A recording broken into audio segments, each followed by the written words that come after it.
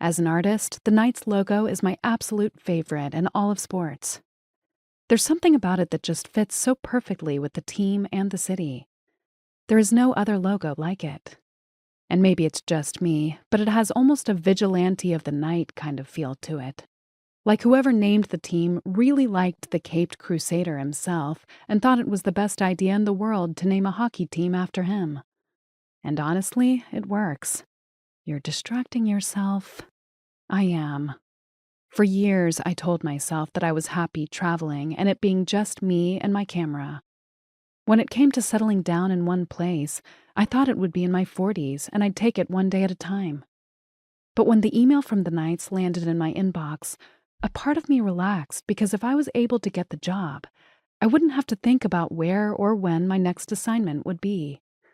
I would have a steady paycheck and not have to worry about whether I can afford a roof over my head for the next 2 months.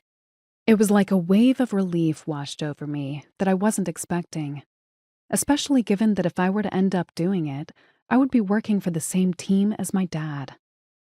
Now here I am, about to walk into an interview that could let me settle down, sweating through my blouse. I can do this. I can do this. I square my shoulders and push open the glass door to walk into the madness that is an NHL team's front office. I guess this is what it's like when your team is on a hot streak and has a high chance of making it to the playoffs. Madness, madness anywhere. "Are you Eliana?" a female voice says from my right as soon as the door closes behind me. Turning, I find a woman who looks about my age standing a few feet away from me with a smile on her face.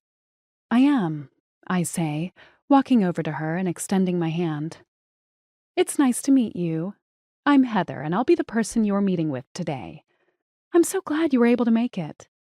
"Me too," I say to her, really meaning it. "Should we get started?